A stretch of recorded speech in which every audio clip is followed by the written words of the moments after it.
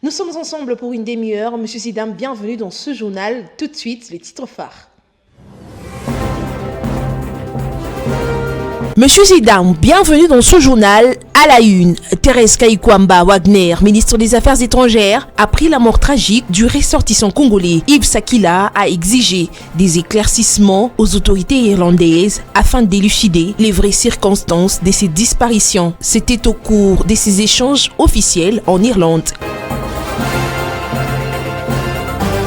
Et puis vous suivez dans ce journal, les directeurs généraux de l'Organisation mondiale de la santé, Tedros Adhanom, s'insurge contre la fermeture des frontières pendant cette période de l'épidémie Ebola et envisage de se rendre à Bunia dans la province d'Ituri pour palper les réalités du terrain. À suivre également dans ce journal, Samuel Roger Kamba qui s'est rendu dans les entrepôts de la province d'Ituri pour inspecter le matériel des prises en charge des malades du virus Ebola. Et pour finir, les conclusions du premier forum économique du Nord Kivu ont été présentées au vice-premier ministre de l'économie nationale, Daniel Mukoko Samba. C'était au cours d'une rencontre avec la délégation des autorités provinciales conduite par les gouverneurs Jean Bosco Katondo. Ainsi sera donc votre journal. Une fois de plus, bienvenue. Je vous l'ai dit en sommaire, la ministre d'État en charge des Affaires étrangères, Thérèse Kaikwamba Wagner, a exigé aux autorités irlandaises les explications et la réparation après la mort tragique du ressortissant congolais Yves Sakila. La ministre a exprimé ses inquiétudes lors de ses échanges officiels du vendredi 29 mai 2026 en Irlande. Je vous prie de regarder. Une gerbe de fleurs déposée sur le lieu où Yves Sakila a trouvé la mort le 15 mai dernier dans la ville de Dublin en Irlande.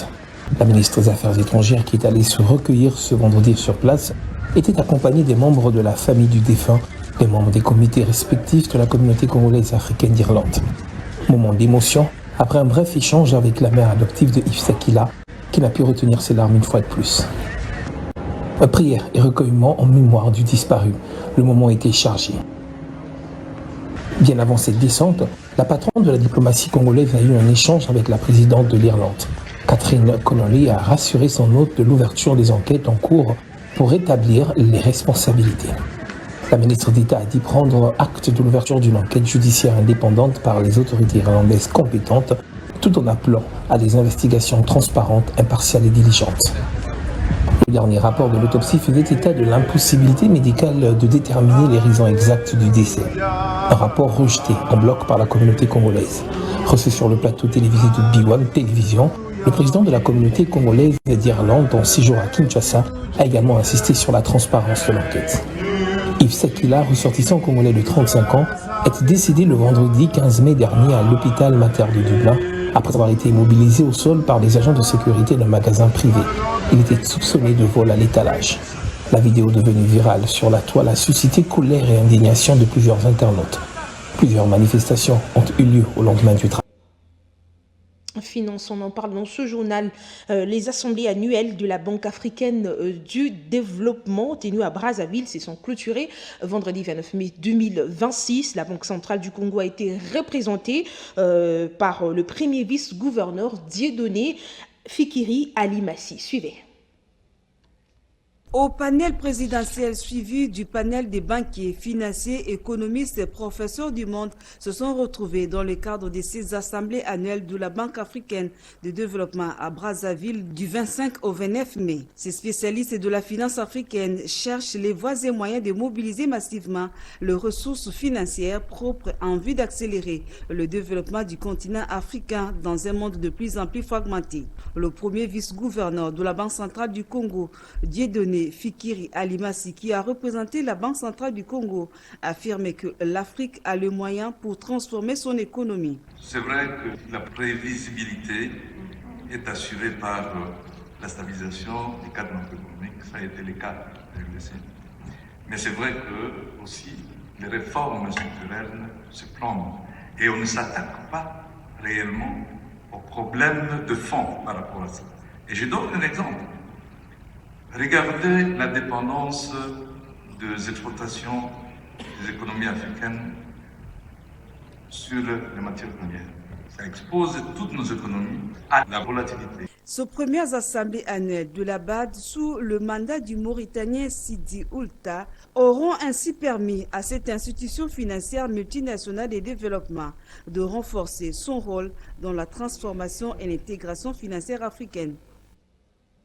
Quittons à présent le ministère des Finances et direction la primature après avoir été reçu par la chef du gouvernement Judith Suminwa Tuluka, les directeurs généraux de l'Organisation mondiale de la santé, Tedros Adhanom s'insurge contre la fermeture des frontières pendant cette période de l'épidémie Ebola et prévoit de se rendre à Bunia dans la province de l'Ituri. L'objectif est d'évaluer la situation sur le terrain et d'échanger avec les équipes engagées dans la riposte. Suivez cet extrait qui est choisi ici pour vous par Yvan Chimbalanga. Notre position à ce sujet en tant qu'OMS, c'est que ce n'est pas nécessaire de pouvoir imposer des fermetures de frontières. Et ça, ce n'est pas simplement l'avis de l'OMS, mais tous les experts dans le secteur de la santé peuvent vous dire la même chose. Il y a beaucoup de recherches qui ont été menées. Et cela peut effectivement ralentir les virus pour quelques jours, mais cela n'est pas vraiment une solution pour endiguer la maladie ou le virus.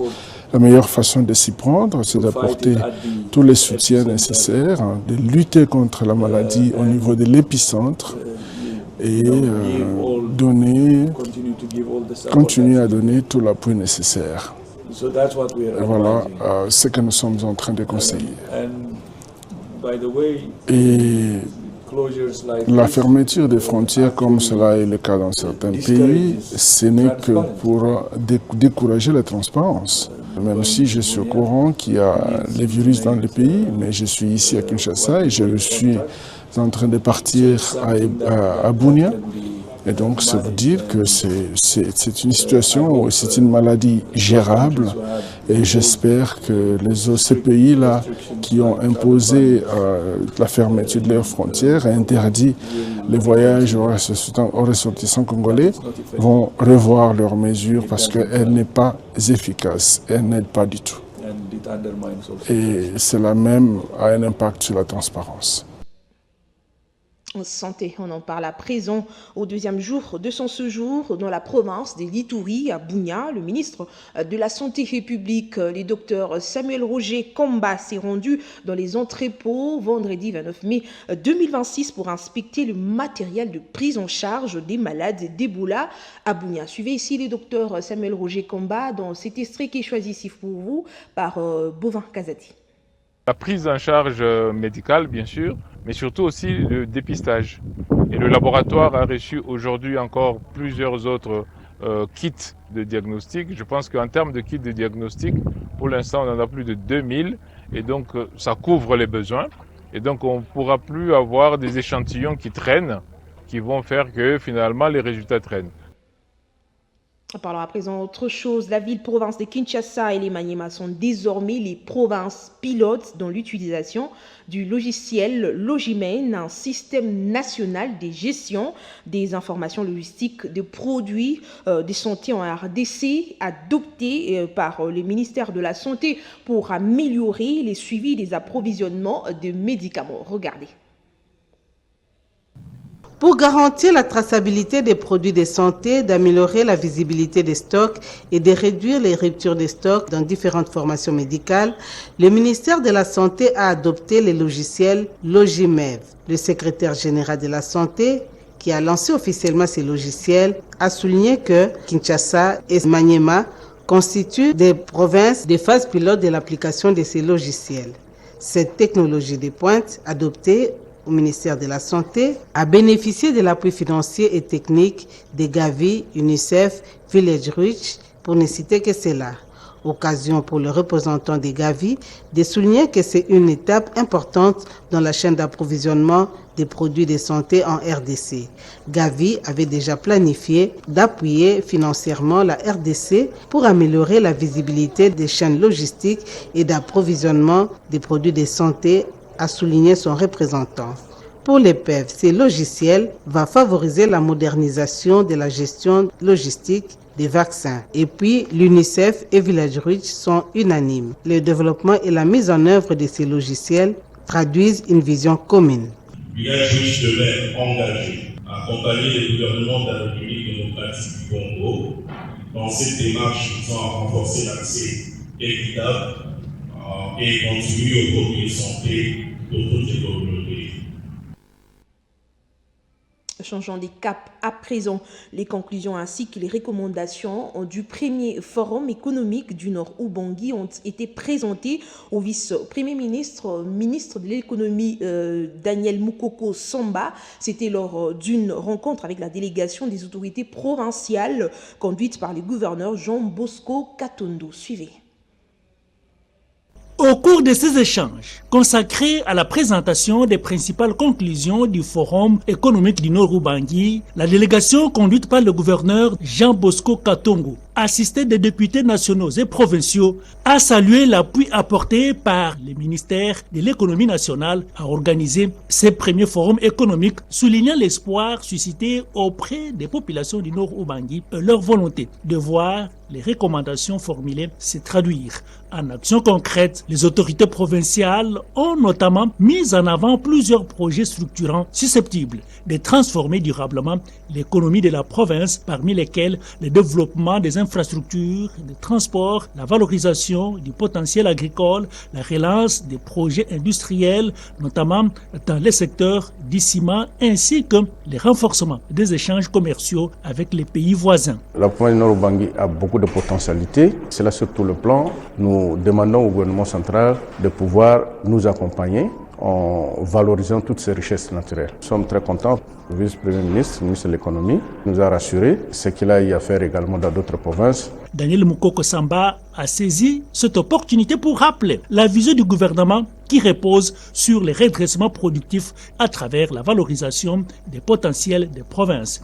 Il a souligné que la croissance économique durable de la RDC ne saurait reposer uniquement sur des ressources minières, mais également sur le développement de l'agriculture, l'agro-industriel, la transformation locale et l'entrepreneuriat.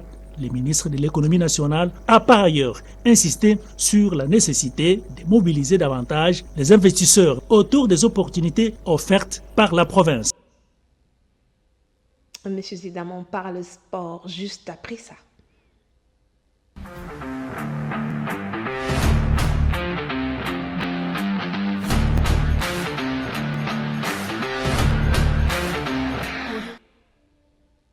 La première journée de phase retour de play-off de la Ligue nationale de football était au programme vendredi 29 mai 2026. Plusieurs matchs se sont joués sur différentes pelouses de la République démocratique du Congo. Une première journée dominée par des matchs nuls. Bovin Kazadi retrace les faits.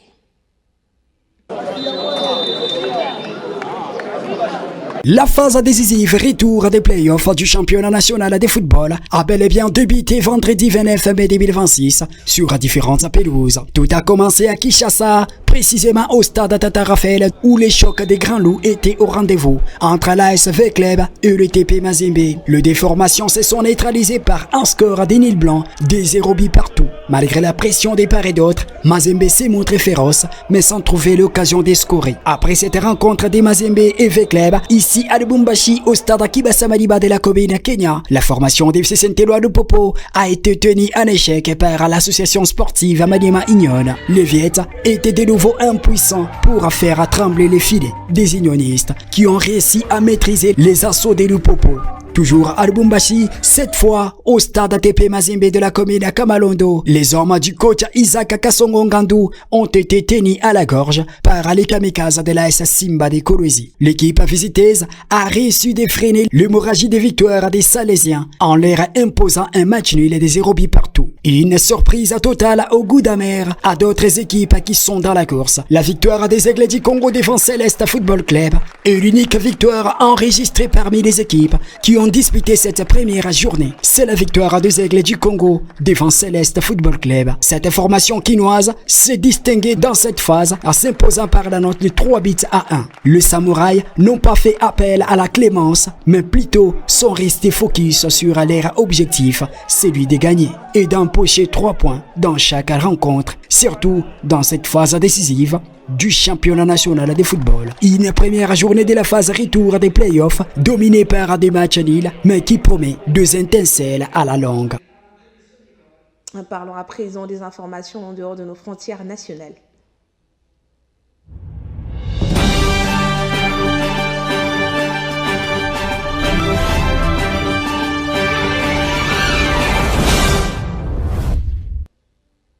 Cette page s'ouvre par le Comore où quelques anciens premiers ministres ont exhorté le président Azali Assoumani à autoriser son prédécesseur à se faire soigner à l'étranger. Et puis au Cap Vert, la victoire de l'opposition aux élections législatives a été signalée, prenant ainsi la tête de l'exécutif dans le pays. Les rois Mamba nous en dit plus.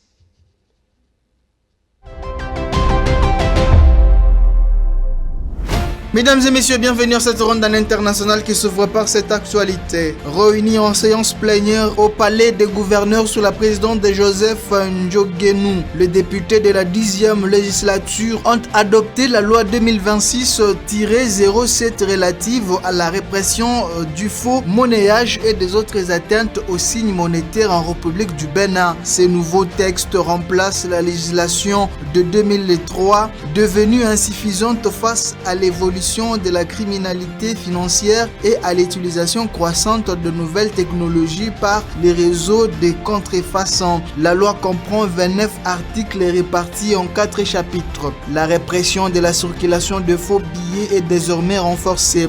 Toute personne qui transporte, détient, importe ou met en circulation de la fausse monnaie en connaissance des causes encourt une peine de 5 à 7 ans d'emprisonnement ainsi qu'une amende d'au moins 5 millions de francs CFA. Les sanctions sont encore plus sévères lorsque les infractions sont commises en bande organisée. Aux Comores, 6 anciens premiers ministres exhortent le président Azali Assoumani à autoriser son prédécesseur Ahmed Abdallah Sambi, 67 ans actuellement emprisonné, à se faire soigner à l'étranger, évoquant son état de santé qui se détériore de manière inquiétante. Ce qui conteste la justice comorienne qui a déclaré cette semaine que les examens subis par l'ancien chef de l'État n'avaient pas révélé qu'il se trouvait dans une situation critique susceptible de mettre sa vie en danger. Ahmed Abdallah Sambi a dirigé les Comores de 2006 à 2011. Il a été condamné à la prison à perpétuité en 2022 pour haute trahison liée à des apatrides à l'issue d'un procès que les détracteurs ont qualifié de mascarade judiciaire.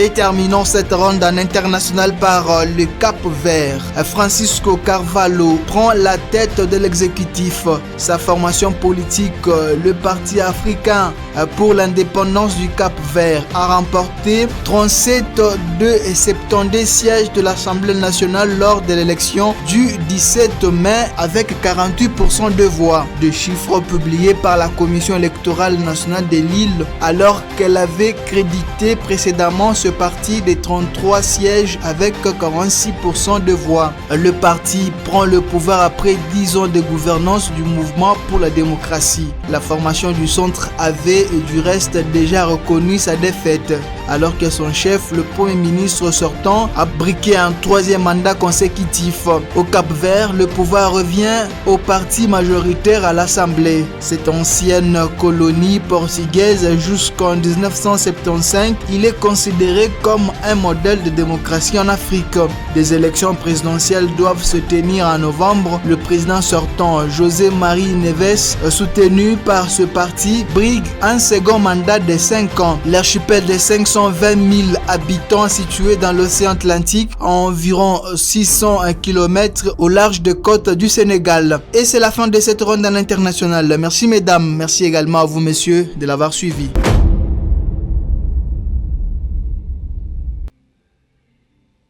C'est par ces informations en dehors de nos frontières que nous bouclons ce journal. Merci de nous avoir regardés et à très vite.